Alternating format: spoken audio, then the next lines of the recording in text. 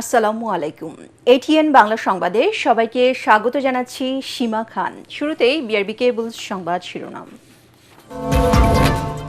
প্রথম বিদেশ সফরের অর্জন দেশের মানুষকে উৎসর্গ করলেন প্রধানমন্ত্রী। চুক্তি নিয়ে সংসদে খোলামেলা আলোচনার আহ্বান বিরোধী দলীয় নেতার।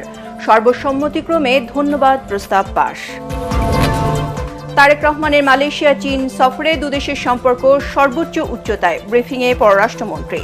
তিস্তা প্রকল্পের সহায়তা, ব্রিক্স ও আসিয়ানের সদস্য হতে ঢাকার পাশে থাকবে বেইজিং কুয়ালালামপুর। প্রধানমন্ত্রীর সফরে বাংলাদেশে ব্যাপক চীনা বিনিয়োগের আশা বাণিজ্যমন্ত্রী। ইকোনমিক করিডোরে দ্রুত পণ্য আমদানি রপ্তানির সুযোগ তৈরি হবে, কমবে বাণিজ্য ঘাটতি। বাজেটে মানব সম্পদ উন্নয়ন গুরুত্ব পেয়েছে, দাবি পরিকল্পনা প্রতিমন্ত্রীর।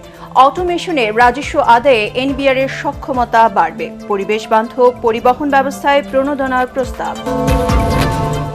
এবং গ্রুপ চ্যাম্পিয়ন হয়ে নকআউটে স্পেন ও ফ্রান্স, উরুগুয়ের বিদায়, ইতিহাস গড়ল কেপ ভার্দে। কাল সকালে জর্ডানের বিপক্ষে মাঠে নামছে আর্জেন্টিনা।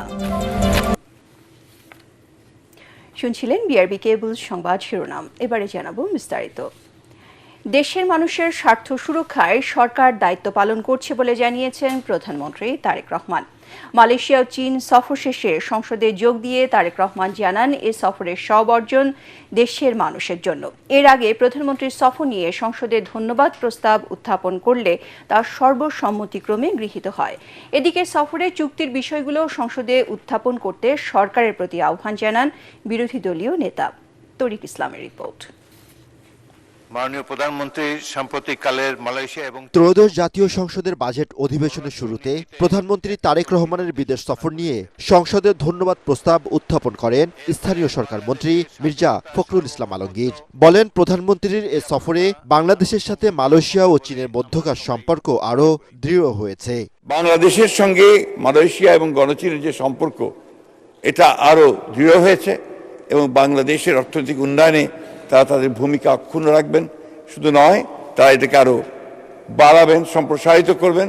মাননীয় প্রধানমন্ত্রীর কে ধন্যবাদ জানিয়ে, সংসদ থেকে ধন্যবাদ জানিয়ে এই সংসদ থেকে একটি ধন্যবাদ প্রস্তাব গ্রহণ করা হোক। আর অর্থমন্ত্রী আমির খসরু মাহমুদ চৌধুরী বলেন, সফরে মালয়েশিয়া ও চীনের সাথে অবকাঠামো ও বাণিজ্যিক উন্নয়নে সফল আলোচনা হয়েছে।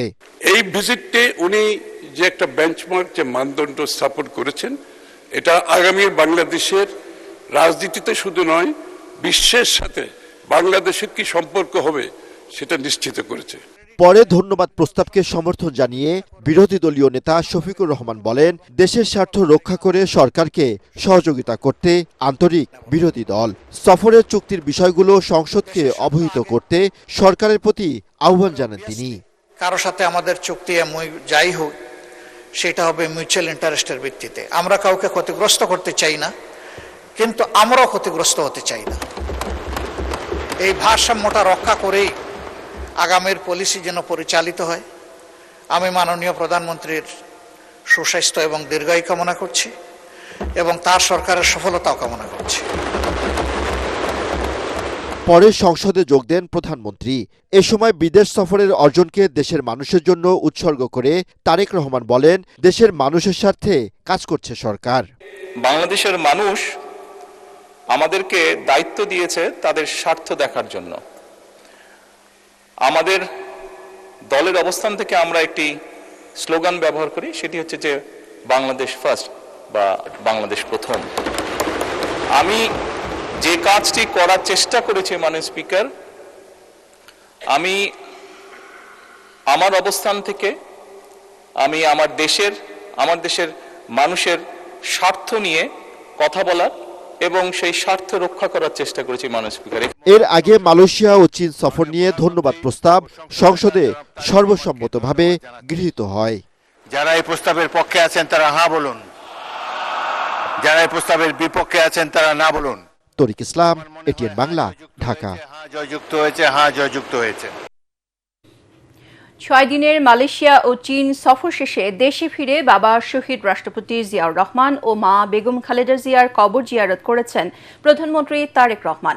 শনিবার জাতীয় সংসদ অধিবেশনে যোগ দেওয়ার আগে দুপুর 12:15টার দিকে জিয়া উদ্যানে মাজার প্রাঙ্গণে আসেন প্রধানমন্ত্রী। প্রয়াত বাবা মার সমাধি প্রাঙ্গণে পৌঁছে কবরবাসীর আত্মার মাগফিরাত কামনায় ফাতিহা পাঠ ও মোনাজাতে অংশ নেন প্রধানমন্ত্রী তারেক রহমান। মাজার প্রাঙ্গণ ত্যাগ করার সময় উপস্থিত জনতা ও নেতাকর্মীদের শুভেচ্ছার জবাব দেন প্রধানমন্ত্রী। গত 21শে জুন 6 দিনের সফরে প্রথম মালয়েশিয়া এবং পরদিন চীনে যান প্রধানমন্ত্রী। সরকার প্রধানের দায়িত্ব নেওয়ার পর এটি ছিল তারেক রহমানের প্রথম বিদেশ সফর।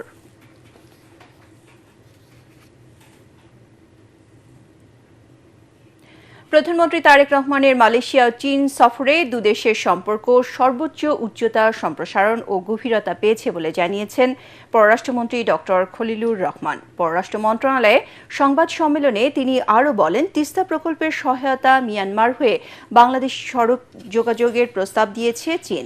মন্ত্রী বলেন, ব্যবসা বাণিজ্য ও বিনিয়োগ বাড়াতে প্রধানমন্ত্রীর প্রথম বিদেশ সফর ইতিবাচক ভূমিকা রাখবে। পররাষ্ট্র উপদেষ্টা হুমায়ুন কবির জানান, তারেক রহমানের জনসমর্থন নেতৃত্ব গুরুত্বপূর্ণ দেশগুলোকে বাংলাদেশ নিয়ে নতুন করে ভাবাতে অনুপ্রাণিত করছে। বিস্তারিত জানাচ্ছেন মইনুল হাসান। সরকার প্রধানের দায়িত্ব নেওয়ার পর তারেক রহমানের প্রথম বিদেশ সফরের অর্জন সহ নানা দিক তুলে ধরতে পররাষ্ট্র মন্ত্রণালয়ের এই সংবাদ সম্মেলন। প্রধানমন্ত্রী তারেক রহমানের মালয়েশিয়া ও চীন সফরে হওয়া চুক্তি সমঝোতা স্মারকের বিস্তারিত তুলে ধরেন পররাষ্ট্রমন্ত্রী ডক্টর খলিলুর রহমান। বাংলাদেশি কর্মী নিয়োগ পুনরায় শুরু, দক্ষ কর্মী প্রেরণ এবং অনিয়মিত শ্রমিকদের বৈধকরণ বিষয়গুলি, বিশেষ করে 8,000 শ্রমিকের কর্মে যোগদানের বিষয়টি মালয়েশিয়ার প্রধানমন্ত্রী আশ্বাস দিয়েছেন। বাংলাদেশ চীন সম্পর্ক কম্প্রিহেন্সিভ স্ট্র্যাটেজিক কোঅপারেটিভ পার্টনারশিপ, এটাই ছিল এতকাল। এটাকে এখন আমরা উন্নীত করেছি China Bangladesh community with a shared future. এটা হচ্ছে চীনের সঙ্গে অন্য দেশের বাইলাটারাল সম্পর্কের সর্বোচ্চ লেভেল। পররাষ্ট্রমন্ত্রী আরও জানান, তিস্তা মহাপরিকল্পনা মিয়ানমার হয়ে চীনের সাথে সড়ক পথে সরাসরি যোগাযোগ আর রোহিঙ্গা সংকট সমাধানে বেইজিংয়ের আগ্রহ ও আশ্বাস পাওয়া গেছে। তিস্তা প্রথম যে ধাপটা, দু দেশের এক্সপার্টদের নিয়ে একটা আপনার টেকনিক্যাল আপনার ফিজিবিলিটি স্টাডি। পররাষ্ট্র উপদেষ্টা হুমায়ুন কবির বলেন, তারেক রহমানের নির্বাচিত সরকার এখন বিশ্বের গুরুত্বপূর্ণ দেশগুলোর কাছে নানা কারণে বিশেষ গুরুত্ব পাচ্ছে। মালয়েশিয়া ও চীন সফরে তারই প্রতিফলন দেখা গেছে। যা বলেন উনি তা করেন দেশের জন্য, এবং is a man of integrity. এর জন্যই কিন্তু উনার নিজস্ব political charisma and commitment and the fact that he stands for the people of his country এবং মানুষের ইন্টারেস্ট নিয়ে কথা বলেন, ওইটাই উনার মানে রেসপেক্ট এবং ওয়ার্ল্ড ট্রেমেন্ডাসলি প্রোভাইড করতেছে। বিডা চেয়ারম্যান আশিক চৌধুরী জানান, প্রধানমন্ত্রীর সফরে মালয়েশিয়ার কাছে গ্যাস সহ জ্বালানি সহায়তা আর চীন সফরে বাংলাদেশে বিনিয়োগের উপর গুরুত্ব দেওয়া হয়েছে। বাংলাদেশি মডার্নাইজেশন প্রজেক্ট, যেখানে জেটি একটা চাইনিজ কোম্পানি করছে, এখন আমরা যেটি ঠিক পাশে প্রায় 150 একর জমিতে একটা চাইনিজ ইন্ডাস্ট্রিয়াল পার্ক করার জন্য ওনাদের সাথে একটা আর্লি স্টেজ এমওইউ সাইন করেছি। গত 21 জুন 6 দিনের সফরে প্রথমে মালয়েশিয়া, পরদিন চীনে যান প্রধানমন্ত্রী তারেক রহমান। মইনুল হাসান, এটিএন বাংলা, ঢাকা। প্রধানমন্ত্রীর চীন সফরে বাংলাদেশে ব্যাপক চীনা বিনিয়োগ আসবে বলে আশা প্রকাশ করেছেন বাণিজ্যমন্ত্রী খন্দকার আব্দুল মুক্তাদির। তিনি বলেন, চীন ইতোমধ্যে বাংলাদেশের পণ্যের শুল্ক মুক্ত সুবিধা দিয়েছে। পাশাপাশি মিয়ানমার হয়ে 24 ঘন্টার মধ্যে চীনে পণ্য আমদানি রপ্তানির সুযোগ তৈরি হয়েছে বলেও মন্তব্য করেন তিনি। এতে দুই দেশের বাণিজ্য আরও সম্প্রসারিত হবে এবং বাণিজ্য ঘাটতি কমবে বলেও মনে করেন তিনি। সিলেট জেলা আইনজীবী সমিতির উদ্যোগে নবীন আইনজীবীদের কর্মশালা ও নবীনবরণ অনুষ্ঠানে প্রধান অতিথির বক্তব্যে এসব কথা বলেন তিনি। পরে নবীন আইনজীবীদের পেশাগত দক্ষতা বৃদ্ধিতে দিক নির্দেশনামূলক বক্তব্য দেন মন্ত্রী। অনুষ্ঠানে সমিতির নেতৃবৃন্দ ও প্রবীণ আইনজীবীরাও উপস্থিত ছিলেন।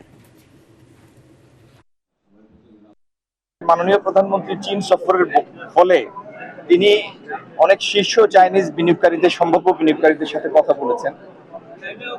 চীন সরকারের প্রধানমন্ত্রী থেকে শুরু করে প্রেসিডেন্ট শি জিনপিং সবার সাথে তার কথা হয়েছে। আগামী দিনে ইনশাল্লাহ আমরা বাংলাদেশের বিপুল চীনা বিনিয়োগ দেখব এবং যার ফলে এই বাণিজ্য ঘাটতির একটা বিপরীত চিত্রের দিকে আমরা হাঁটবো। মেগা প্রকল্পের বদলে মানব সম্পদ উন্নয়নে বাজেটে সরকার বেশি গুরুত্ব দিয়েছে বলে মন্তব্য করেছেন পরিকল্পনা প্রতিমন্ত্রী জুনায়েদ সাকি। রাজধানীতে বিতর্ক প্রতিযোগিতায় তিনি বলেন, চলতি অর্থবছরে এনবিআর 4 লাখ কোটি টাকার রাজস্ব আদায় করতে পারবে। সম্পূর্ণ অটোমেশনের মাধ্যমে এবারের বাজেটে 6 লাখ কোটি টাকা রাজস্ব আদায় সম্ভব বলে জানান প্রতিমন্ত্রী। এ সময় debate for democracy chairman Hasan Ahmed Chowdhury Kiron বলেন, টাকা ছাপিয়ে তারল্য সংকট মেটালে মূল্যস্ফীতি আরও বাড়বে। ইমদাদুল্লাহ বাবুর রিপোর্ট। বাজেটের সুফল পেতে অর্থের যোগান ও বাস্তবায়ন দক্ষতা বিষয়ে ডিবেট ফর ডেমোক্রেসির আয়োজনে এই বিতর্ক প্রতিযোগিতা। এতে 9,38,000 কোটি টাকার বিশাল বাজেট বাস্তবায়ন ও 6,95,000 কোটি টাকার রাজস্ব আদায়ের লক্ষ্যমাত্রার বিষয়ে তুমুল বিতর্কে জড়ান ছায়া সংসদের সরকার ও বিরোধী দলের বিতার্কিকরা। টাকা ছিল, তাই নষ্ট করার টাকাও ছিল, কিন্তু আপনাকে দেখতে হবে এখন টাকা নেই। আমাদের বাস্তবায়ন দক্ষতা যদি না থাকে তাহলে টার্নওভার আসবে না মাননীয় স্পিকার। এ সময় অনুষ্ঠানের সভাপতি ও ডিবেট ফর ডেমোক্রেসির চেয়ারম্যান হাসান আহমেদ চৌধুরী কিরণ বলেন, 16টি ব্যবসায়িক খাতে ভ্যাট আরোপে ভোক্তাদের ওপর চাপ তৈরি হতে পারে। যদি সরকারের মধ্যে সুশাসন থাকে, সরকারের মধ্যে জবাবদিহিতা থাকে, সরকারের যদি রাজনৈতিক সদিচ্ছা থাকে, তাহলে এই যে যত বড় বাজেটই হোক না কেন 2026-27 অর্থ বছরে বিএনপি যে বাজেট ঘোষণা করেছে সেই বাজেট বাস্তবায়ন ততটা চ্যালেঞ্জে পড়বে না যতটা চ্যালেঞ্জে বিগত আমলে দুর্নীতি, দুঃশাসন এবং টাকা পাচারের কারণে, অর্থ লুটপাটের কারণে হয়েছিল। সেটা আমরা আশা করি হয়তো এই সরকারের আমলে সেটি আর হবে না। তারল্য সংকট মোকাবেলা করবার জন্য অর্থ ছাপতে থাকে, তাহলে কিন্তু আমাদের এই মূল্যস্ফীতির পরিমাণ এখন যে অবস্থা আছে সেই অবস্থা থেকে আরো বেশি চলে যাবে। অনুষ্ঠানে পরিকল্পনা প্রতিমন্ত্রী জুনায়েদ সাকি বলেন, ঋণ নির্ভরতা কমিয়ে অভ্যন্তরীণ আয়ের উৎস ও বিনিয়োগ বাড়াতে চায় সরকার। 4 মাসের গতিশীলতায় আমরা দেখতে পাচ্ছি যে রাজস্ব সংগ্রহ 4 লাখ ছাড়িয়ে যাওয়ার মতো অবস্থা। এনবিআরের যে লক্ষ্যমাত্রা আছে 6,05,000 যে আমরা আগামী বর্ধিত করব। এখন এই ট্যাক্স বেস বাড়াতে গিয়ে কি আমরা আসলে এনবিআর এর হয়রানির শিকার করব কিনা বেশিরভাগ মানুষকে? এনবিআর কে একটা টোটালি অটোমেশনের জায়গায় নিয়ে যাওয়া হচ্ছে। বিশাল এই বাজেট বাস্তবায়নে অর্থ ও দক্ষতা দুটি বিষয় সমানভাবে গুরুত্বপূর্ণ বলেও মত দেন তারা। গ্যাস, বিদ্যুৎ, জ্বালানি নিরাপত্তা নিশ্চিত করা যদি সম্ভব না হয় তাহলে কিন্তু বিনিয়োগ ও কর্মসংস্থান মুখ থুবড়ে পড়বে। বিগত শাসনামলের সময় যারা ব্যবসায়ী রয়েছে তাদেরকে আশ্বাস দিয়ে বিভিন্ন মিল ফ্যাক্টরি খোলা হয়েছিল, কিন্তু তারা বিনিয়োগ করে মিল ফ্যাক্টরি খুলেছে, কিন্তু গ্যাস ও বিদ্যুতের অভাবে সে ফ্যাক্টরি চালু করতে না পারার কারণের জন্য সেখানে আমরা দেখেছি প্রায় 23,000 কোটি টাকা এখন অলস পড়ে আছে। 550টির মতো ছোট বড় শিল্প কারখানা সেখানে বন্ধ রয়েছে। জ্বালানির ক্ষেত্রে সরকার এগেইন খালি প্রতিশ্রুতি নয়, পরিষ্কার নীতিগত পরিবর্তন হচ্ছে। একটা আত্মনির্ভরশীল জ্বালানি নীতি তৈরি করা। মেগা প্রকল্পের চাইতে মানব সম্পদের উন্নতিটা হচ্ছে প্রধান বিবেচনা এবং প্রয়োজনীয় প্রকল্প আমাদের গ্রহণ করতে হবে। জাস্ট মেগা প্রকল্প বানিয়ে মানুষকে চমকে দিয়ে উন্নতির একটা ফানুস তৈরি করে সেখান থেকে মেগা লুটের ব্যাপারে এই সরকারের কোনো আগ্রহ নেই। বিতর্কে প্রাইমেশিয়া ইউনিভার্সিটিকে হারিয়ে কুমিল্লা ভিক্টোরিয়া সরকারি কলেজের বিতার্কিকরা বিজয়ী হন। ইমদাদুল্লাহ বাবু, ATN বাংলা, ঢাকা। দেশে পরিবেশ বান্ধব পরিবহন ব্যবস্থার নতুন দিগন্ত উন্মোচনে প্রস্তাবিত বাজেটে বড় ধরনের প্রণোদনার প্রস্তাব করেছে সরকার। বৈদ্যুতিক গাড়ি আমদানি, চার্জিং স্টেশন স্থাপন এবং স্থানীয়ভাবে ইভি বা বৈদ্যুতিক যানবাহন উৎপাদনে ব্যাপক শুল্ক কর ছাড়ের প্রস্তাব এসেছে। তবে বিশেষজ্ঞরা বলছেন, শুধু কর ছাড় নয়, বিদ্যুৎ ও অবকাঠামো সংকট দূর না হলে ইভি বিপ্লব বাস্তবায়ন কঠিন হবে। তৌহিদুর রহমান, তুহিরিহ।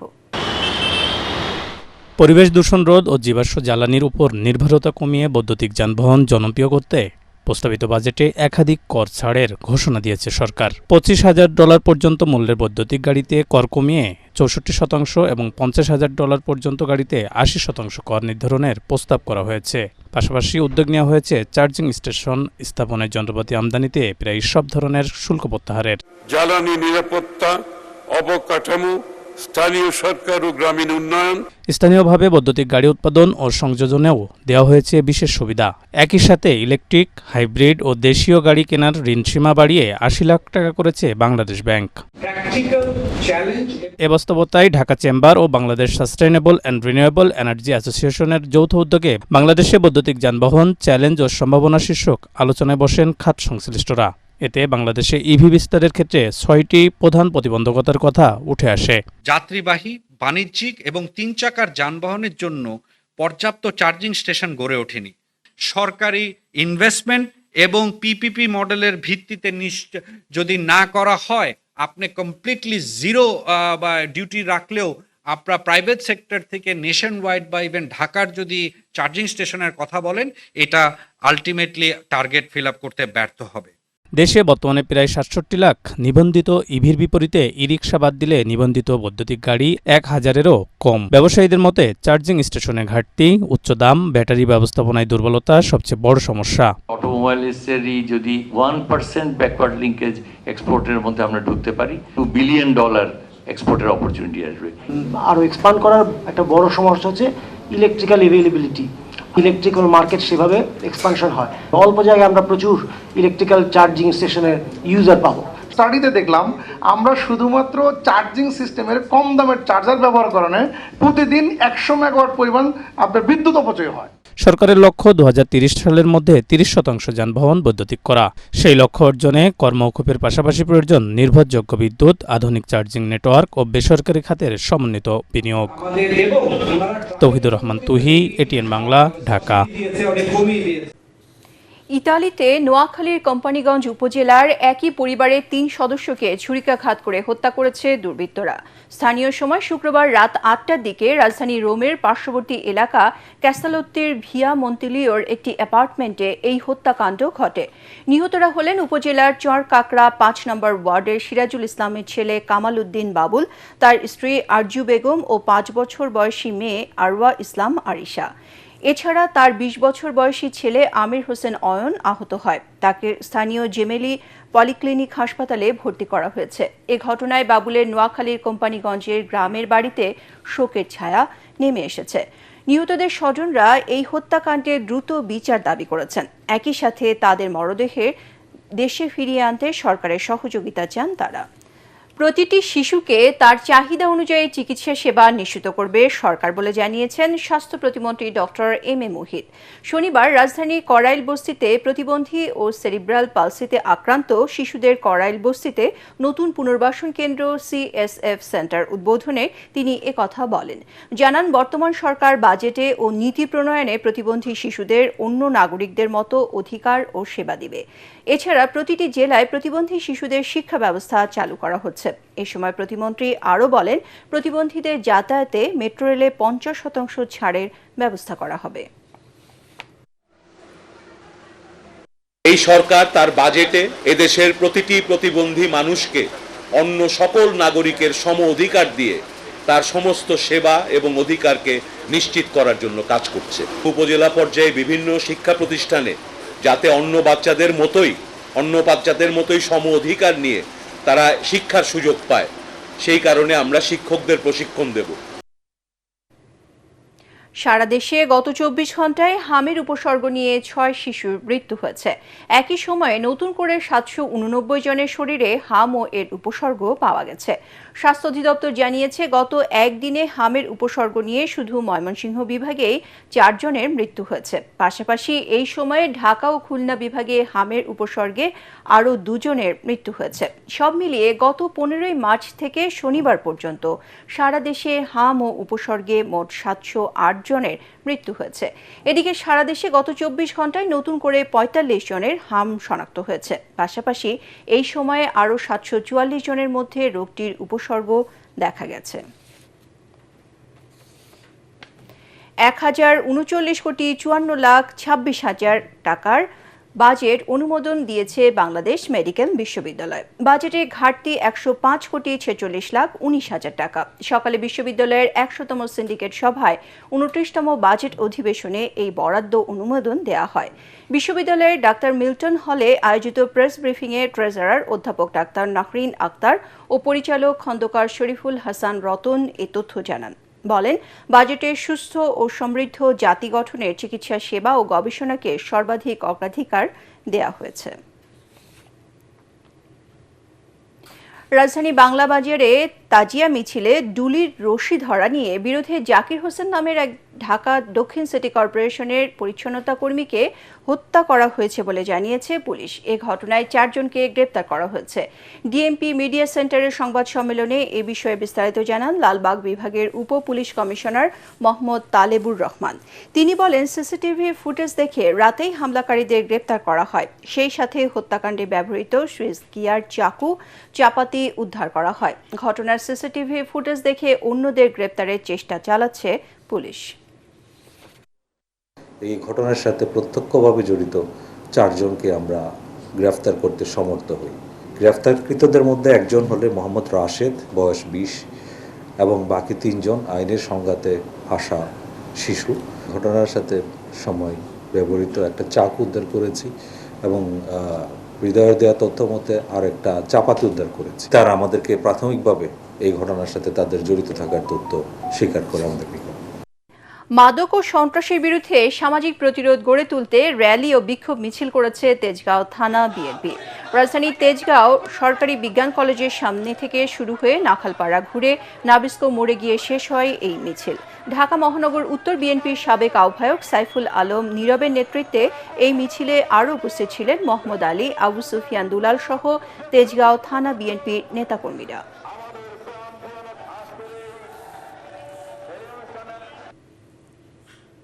এবারে খেলার খবর।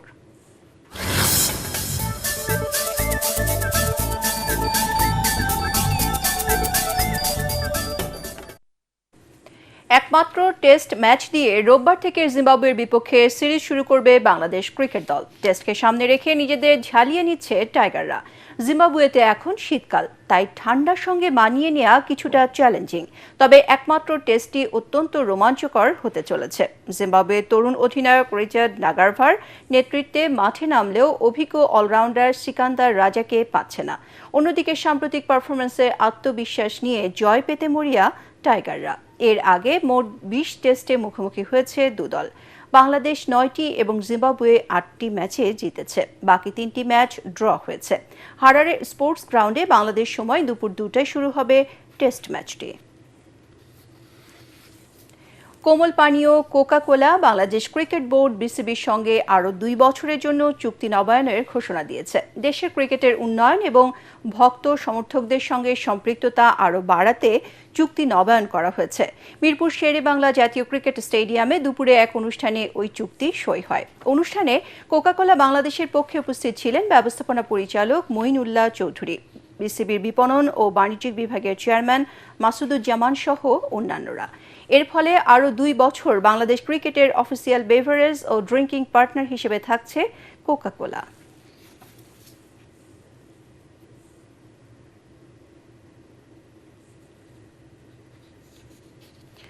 গ্রুপ পর্বের শেষ ম্যাচে রাত 3টায় মাঠে নামছে ফুটবলের পরাশক্তি ইংল্যান্ড, প্রতিপক্ষ পানামা। একই সময়ে অন্য ম্যাচে ক্রোয়েশিয়ার মুখোমুখি হবে ঘানা। এরপর ভোর 5:30টায় হাই ভোল্টেজ ম্যাচে লড়বে কলম্বিয়া ও পর্তুগাল। এই ম্যাচের ফলাফলের উপরই নির্ভর করছে গ্রুপ কে এর শীর্ষস্থান।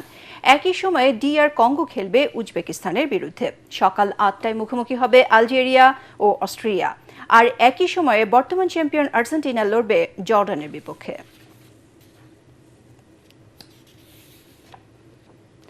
সংবাদ শেষ করার আগে বিআরবি কেবল শিরোনামগুলো আরও একবার।